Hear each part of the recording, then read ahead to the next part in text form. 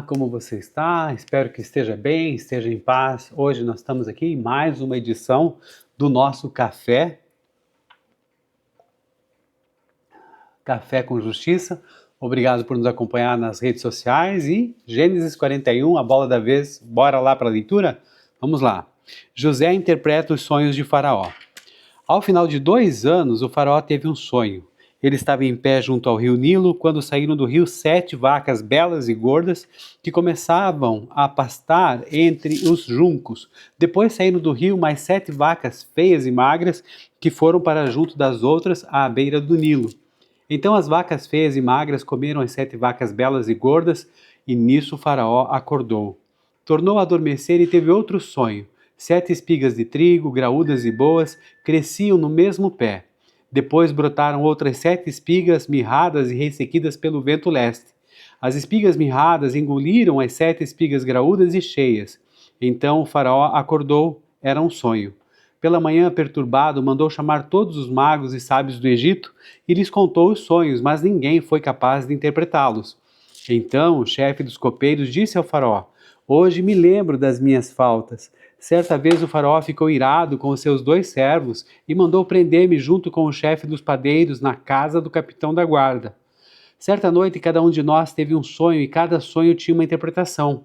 Pois bem, havia lá conosco um jovem hebreu, servo do capitão da guarda. Contamos a ele os nossos sonhos e ele os interpretou, dando a cada um de nós a interpretação do seu próprio sonho. E tudo aconteceu conforme ele nos dissera. Eu fui restaurado à minha posição e o outro foi enforcado. O faraó mandou chamar José, que foi trazido depressa do calabouço. Depois de se barbear e trocar de roupa, apresentou-se ao faraó. O faraó disse a José: Tive um sonho que ninguém consegue interpretar, mas ouvi falar que você, ao ouvir um sonho, é capaz de interpretá-lo. Respondeu-lhe José: Isso não depende de mim, mas Deus dará ao faraó uma resposta favorável. Então o faraó contou o sonho a José. Sonhei que estava em pé à beira do Nilo. Quando saíram do rio 7 vacas, belas e gordas, que começaram a pastar entre os juncos. Depois saíram outras 7, raquíticas, muito feias e magras. Nunca vi vacas tão feias em toda a terra do Egito. As vacas magras e feias comeram as 7 vacas gordas que tinham aparecido primeiro. Mesmo depois de havê-las comido, não parecia que o tivessem feito, pois continuavam tão magras como antes. Então eu acordei. Depois tive outro sonho, vi 7 espigas de cereal, cheias e boas, que cresciam no mesmo pé. Depois delas brotaram outras 7, murchas e mirradas, ressequidas pelo vento leste. As espigas magras engoliram as 7 espigas boas. Contei isso aos magos, mas ninguém foi capaz de explicá-lo. O faraó teve um único sonho, disse-lhe José. Deus revelou ao faraó o que ele está para fazer. As 7 vagas boas são 7 anos, e as 7 espigas boas são também 7 anos. Trata-se de um único sonho. As 7 vacas magras e feias que surgiram depois das outras, e as 7 espigas mirradas queimadas pelo vento leste, são 7 anos, serão 7 anos de fome. É exatamente como eu disse ao faraó. Deus mostrou ao faraó aquilo que ele vai fazer. 7 anos de muita fartura estão para vir sobre toda a terra do Egito, mas depois virão 7 anos de fome. Então todo o tempo de fartura será esquecido, pois a fome arruinará a terra. A fome que virá depois será tão rigorosa que o tempo de fartura não será mais lembrado na terra. O sonho veio ao faraó 2 vezes porque a questão já foi decidida por Deus, que se apressa em realizá-la. Procure agora o faraó, um homem criterioso e sábio, e coloque-o no comando da terra do Egito. O faraó também deve estabelecer supervisores para recolher 1/5 da colheita do Egito durante os 7 anos de fartura. Eles deverão recolher o que puderem nos anos bons que virão e fazer estoques de trigo que, sob o controle do faraó, serão armazenados nas cidades. Esse estoque servirá de reserva para os 7 anos de fome que virão sobre o Egito, para que a terra não seja arrasada pela fome. José no governo do Egito. O plano pareceu bom ao faraó e a todos os seus conselheiros. Por isso o faraó lhes perguntou: Será que vamos achar alguém como esse homem, em quem está o Espírito Divino? Disse, pois, o faraó a José: Uma vez que Deus lhe revelou todas essas coisas, não há ninguém tão criterioso e sábio como você. Você terá o comando do meu palácio e todo o meu povo se sujeitará às suas ordens. Somente em relação ao trono serei maior que você. E o faraó prosseguiu: Eu entrego a você agora o comando de toda a terra do Egito. Em seguida o faraó tirou do dedo o seu anel selo e o colocou no dedo de José. Mandou-o vestir linho fino e colocou uma corrente de ouro em seu pescoço. Também o fez subir em sua segunda carruagem real e à frente de todos os arautos iam gritando: abram caminho! Assim José foi colocado no comando de toda a terra do Egito. Disse ainda o faraó a José: eu sou o faraó, mas sem a sua palavra ninguém poderá levantar a mão nem o pé em todo o Egito. O faraó deu a José o nome de Zafenate Paneia e lhe deu por mulher Azenate, filha de Potífera, sacerdote de On. Depois José foi inspecionar toda a terra do Egito. José tinha 30 anos de idade quando começou a servir ao faraó, rei do Egito. Ele se ausentou da presença do faraó e foi percorrer todo o Egito. Durante os 7 anos de fartura, a terra teve grande produção. José recolheu todo o excedente dos 7 anos de fartura no Egito e o armazenou nas cidades. Em cada cidade, ele armazenava o trigo colhido nas lavouras das redondezas. Assim, José estocou muito trigo como a areia do mar. Tal era a quantidade que ele parou de anotar porque ia além de toda medida.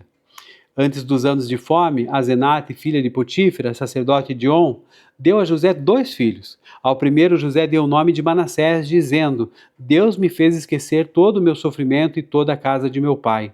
Ao segundo filho, chamou Efraim, dizendo: Deus me fez prosperar na terra onde tenho sofrido. Assim chegaram ao fim os 7 anos de fartura no Egito e começaram os 7 anos de fome, como José tinha predito. Houve fome em todas as terras, mas em todo o Egito havia alimento. Quando todo o Egito começou a sofrer com a fome, o povo clamou ao faraó por comida e esse respondeu a todos os egípcios: Dirijam-se a José e façam o que ele disser. Quando a fome já se havia espalhado por toda a terra, José mandou abrir os locais de armazenamento e começou a vender trigo aos egípcios, pois a fome se agravava em todo o Egito. E de toda a terra vinha gente ao Egito para comprar trigo de José, porquanto a fome se agravava em toda parte. Senhor, nosso Deus, muito obrigado pela leitura de Gênesis 41.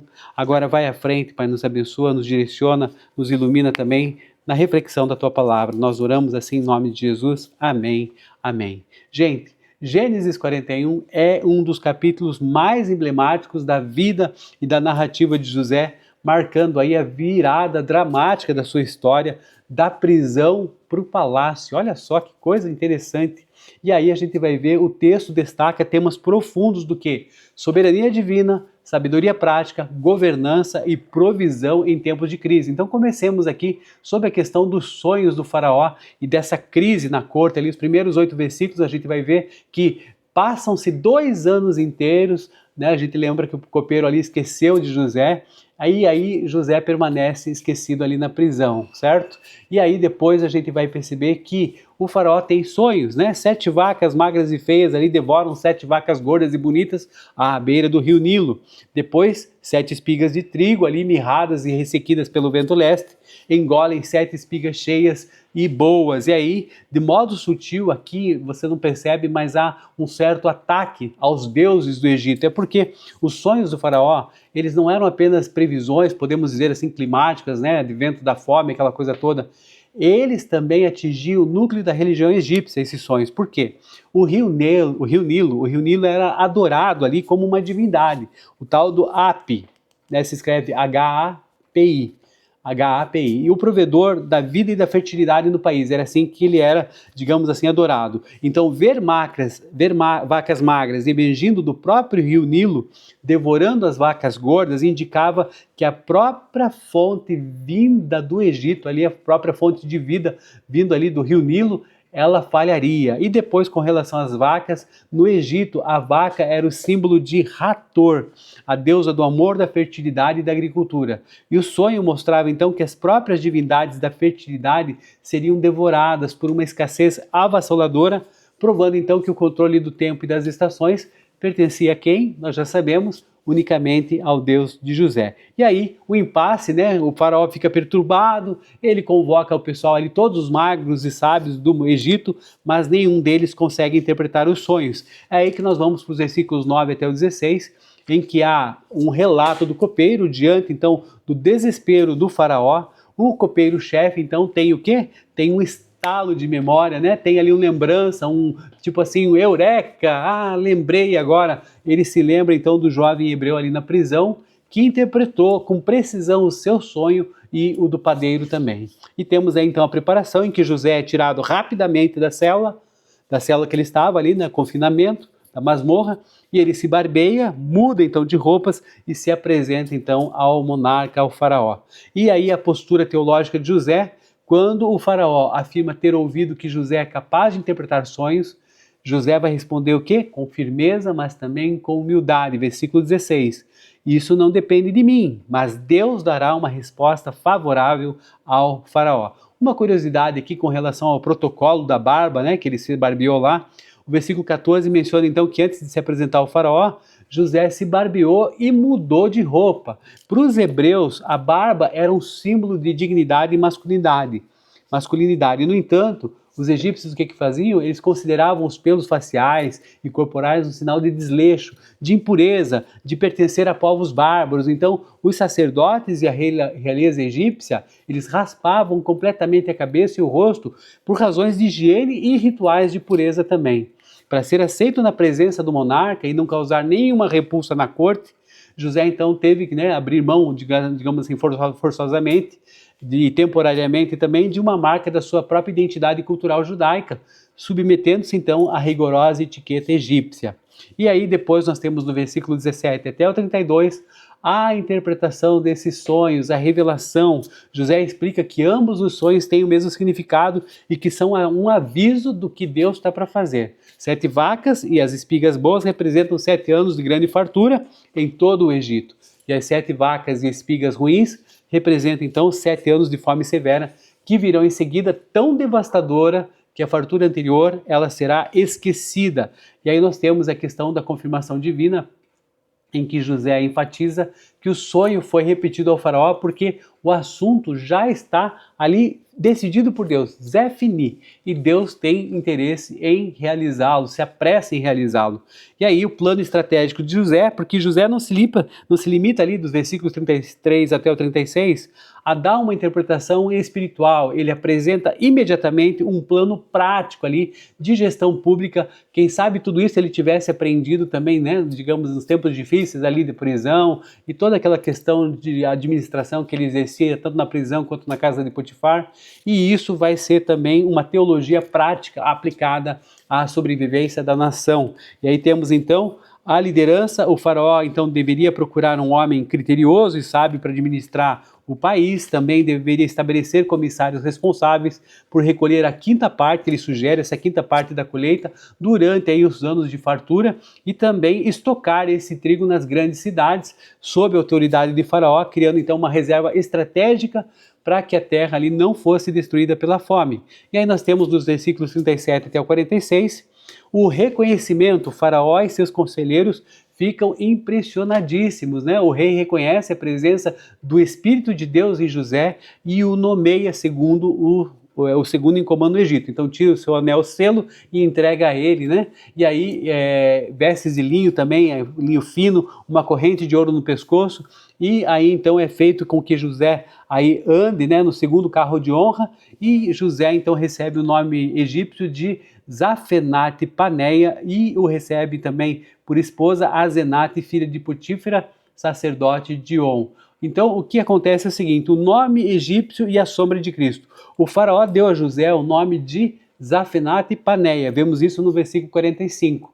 Embora a etimologia exata ela seja muito debatida entre os egiptólogos, né, pessoas que estudam o Egito, os significados mais aceitos e documentados em inscrições antigas apontam para revelador de segredos. Então Zafenate Paneia, revelador de segredos, Deus fala e vive, e o sustentador da vida, salvador do mundo, também é um outro significado, né? Todas essas 3 traduções, elas aí se conectam perfeitamente à missão de José e funcionam então como uma belíssima tipologia, digamos assim, uma sombra profética de Jesus Cristo, que também foi rejeitado por seus irmãos, foi vendido, humilhado e depois foi exaltado para ser o Salvador e o pão da vida para o mundo. Olha só que interessante essa vinculação, e nós inclusive podemos perceber isso. E de qualquer maneira, José então assume o governo do Egito aos 30 anos de idade.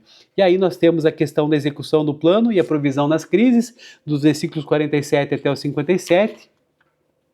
E aí a gente vai perceber que, né, caminhando para o final, que durante os 7 anos de abundância, José viaja então por todo o Egito recolhendo, estocando tanto cereal quanto podia, que o texto diz ser impossível medir como a areia do mar, né? E aí temos essa questão de logística prática, né? Essa questão da engenharia dos celeiros. Então, José não foi apenas um profeta, ele foi um bom administrador, digamos assim, até genial, né? A estratégia de recolher aí 1/5 ou 20% da colheita durante 7 anos exigiu uma logística monumental de armazenamento e conservação. Bom, historicamente, o que acontece? Os egípcios eles construíam grandes silos de tijolos de barro em formato de cúpula, para evitar que o trigo apodrecesse ou fosse destruído pelas pragas. Ao longo desses anos, os grãos eram armazenados com a própria palha e também com areia fina. Isso fazia o quê? Com que se controlasse a umidade e se protegia aquela reserva toda. Então a menção de que a quantidade era como a areia do mar, versículo 49, reflete sinceramente, né, de modo muito claro, o sucesso dessa engenharia de estocagem em massa. E aí nós temos a questão de que antes de chegar à fome, esses 7 anos aí de escassez, nascem os 2 filhos de José. O primeiro deles é Manassés, que significa aquele que me faz esquecer. José estava declarando aqui o quê? Que Deus o havia curado da dor da rejeição dos seus irmãos e dos anos de prisão também. E Efraim significa duplamente frutífero. O que acontece aqui é que existe uma cura emocional, né? Os nomes que José deu aos seus filhos no palácio, eles revelam o estado do seu coração após anos de trauma. A ordem aqui carrega, né, uma profunda lição teológica, digamos aqui, e psicológica também. Por quê? José só conseguiu ser verdadeiramente frutífero ali com o Efraim depois que Deus curou suas memórias e feridas do passado ali através de Manassés, né? E aí o palácio, ele não apagou o passado de José, mas a graça de Deus ressignificou a sua dor nessa caminhada. Bom, temos aí depois então a chegada da fome, com os anos de fartura terminados, a escassez atinge então toda a terra, mas no Egito tem pão. José abre os celeiros e vende os trigos aos egípcios e todas as nações que recorrem a ele para sobreviver. A transição de José, 17 anos, quando recebe os primeiros sonhos, né, que ele teve, aos 30 anos, quando assume então o governo do Egito. É um dos maiores laboratórios de teologia prática e de formação espiritual e de amadurecimento nas escrituras. Sob a ótica da teologia prática, que se debruça então sobre como a fé se encarna, né, ela se concretiza nas realidades aí, nas dores, no trabalho e nos relacionamentos, esses 13 anos aí de silêncio, de sofrimento, não foram um tempo perdido ou um atraso nos planos de Deus. Na verdade, o que acontece? O próprio currículo divino de José ali sendo formado para transformar esse adolescente mimado e visionário num estadista maduro e também um pastor de nações. Olha só, e para nós aí dessa história toda, o que fica? Um desafio pessoal. Que é isso? É que nós precisamos equilibrar, né, a nossa dependência espiritual absoluta com a excelência estratégica na prática diária. Diante de Faraó, o homem mais poderoso da terra naquele momento, José demonstra então uma humildade teológica profunda, afirmar o quê? Que a resposta dos sonhos dependia unicamente de Deus, versículo 16. Logo em seguida, ele não se limita a isso a um discurso místico, ele começa a apresentar um plano de gestão pública altamente técnico, preventivo, eficaz para salvar a sociedade da fome. Tudo aquilo que ele estava vivendo, das administrações de Potifar, das administrações ali na questão da célula, ali da masmorra onde ele estava, ele trouxe isso como uma forma, digamos assim, de usar a inteligência daquilo que ele tinha vivido. E o desafio aqui, o que é? É romper qualquer separação entre a espiritualidade e a ação prática. Na verdade, elas caminham juntas. Exercer uma fé fundamentada na dependência de Deus, que se traduz em competência técnica, ética inegociável e soluções concretas para os problemas do mundo real. E aí uma outra situação para a gente é que nós precisamos passar pelo processo de cura emocional antes da expansão da nossa influência. Veja só, José reconhece que Deus o fez esquecer de suas dores e também, né, e que superar tudo isso. E aí o desafio pessoal para a gente reside em não permitir que os anos de anonimato, injustiças, prisões que todos nós vivenciamos, eles alimentem aí as nossas feridas nesse tempo de espera. Pelo contrário, a gente precisa tratá-las para que nós possamos transformar isso em grandes oportunidades para que Deus vai nos usar, né, de liderança, se as portas se abrirem, e que a nossa atuação ela seja movida pelo espírito de serviço e aí a provisão em serviço em prol do próximo e não pelo desejo de autoafirmação. Espero que você tenha gostado aqui da nossa conversa, né, do nosso café com Justiça, e espero vê-lo na próxima edição aqui do nosso programa. Um grande abraço, a paz, Deus abençoe, valeu!